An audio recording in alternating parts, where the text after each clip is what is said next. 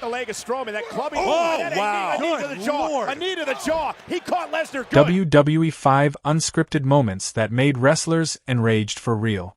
Number 1. The night Vince became the devil himself. November 9, 1997. The Molson Center in Montreal, Quebec, Canada.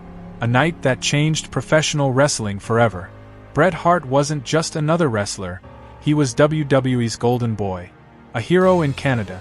A man Vince McMahon once promised loyalty to with a 20-year contract. But by 1997, money was tight. WCW was dominating. And Vince decided Bret wasn't worth the investment anymore. WCW, led by Eric Bischoff, was offering crazy money.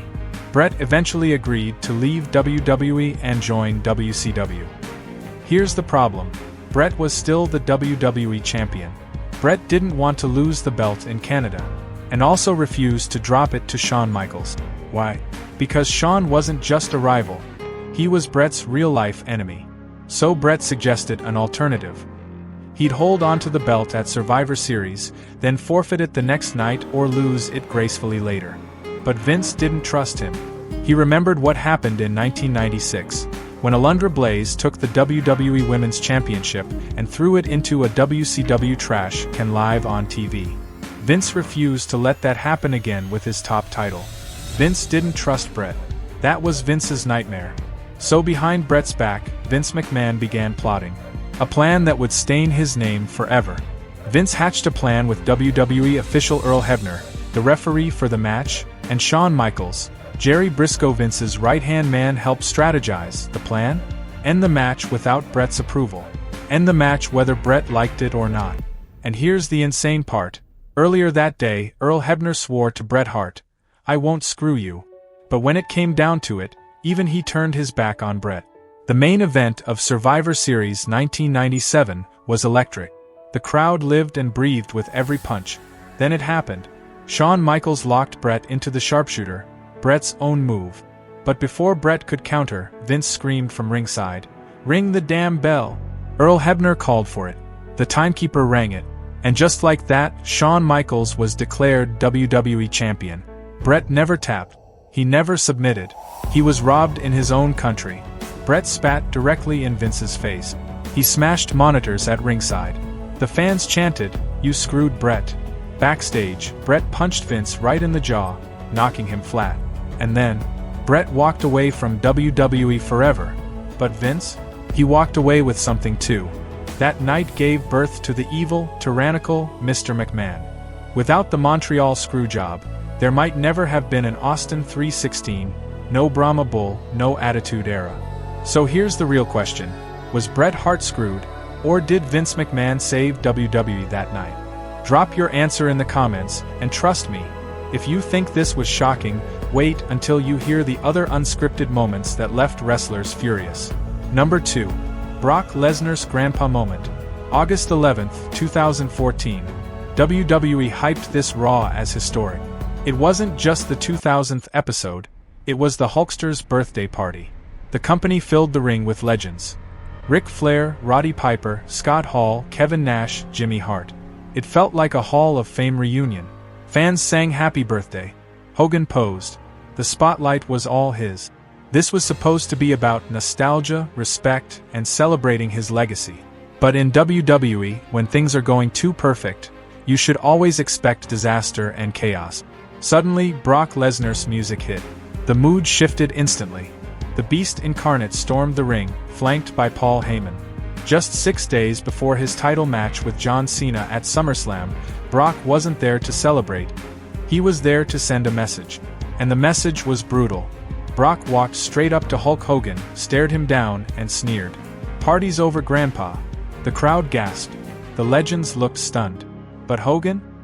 His forced smile couldn't hide it. He was boiling inside. Because here's the truth. Hogan has always had a massive ego. He expected respect. He expected a hero's tribute. Instead, Brock Lesnar, who didn't care about wrestling traditions or paying dues, just embarrassed him on live TV in front of millions. Backstage sources later revealed that Hogan was legitimately angry. He hated being made fun of for his age. He hated being used as a prop to make Brock look unstoppable. For a man who once carried WWE in the 80s, being called Grandpa wasn't just an insult, it was humiliation. Reports later surfaced that Hogan hated being called Grandpa on air. It made him feel old, washed up, and irrelevant, a direct shot at his pride. Hogan wanted the spotlight that night, but Brock Lesnar stole it in seconds. And to this day, August 11, 2014, is the night fans remember not as Hulk Hogan's birthday party, but as the night Brock Lesnar looked a legend in the eye and told him, "Party's over, Grandpa." Number 3. Randy Orton Unscripted Outbursts. On December 29, during their Raw match, something went wrong.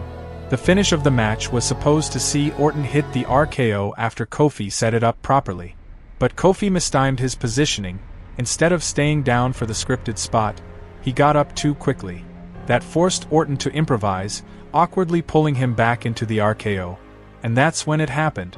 Orton slammed the mat in frustration, looked down at Kofi and yelled, "Stupid, stupid, stupid." It wasn't in the script. It wasn't part of the show. Randy Orton genuinely lost his temper in front of millions of fans watching worldwide. So why was Orton so furious? The truth is, Randy Orton was a perfectionist. He hated when matches didn't go exactly as planned, and he believed that Kofi's mistake made him look bad. In Orton's eyes, Kofi ruined the moment, and in WWE, protecting your image is everything. Orton wasn't just angry at the botch. He was furious that it happened during his spotlight in the middle of a major storyline. And here's the darker part. Many fans and insiders believe that outburst hurt Kofi Kingston's career for years. After this incident, Kofi's main event push stalled, and he slid back down the card. People have speculated that Orton's reaction backstage, combined with his influence, was one of the reasons WWE lost faith in Kofi at that time. The stupid, stupid, stupid moment became infamous. Fans still talk about it today because it blurred the lines of reality. It wasn't just a scripted promo, it was Randy Orton genuinely furious at his opponent, and the world got to see it live. Number 4. The night Jeff Jarrett laid down for Hulk Hogan. July 9, 2000. WCW Bash at the Beach, live in Daytona Beach, Florida. The advertised match. Hulk Hogan vs. Jeff Jarrett for the WCW World Heavyweight Championship. At the time, WCW was falling apart. Backstage politics were out of control, and Hulk Hogan was right at the center of it.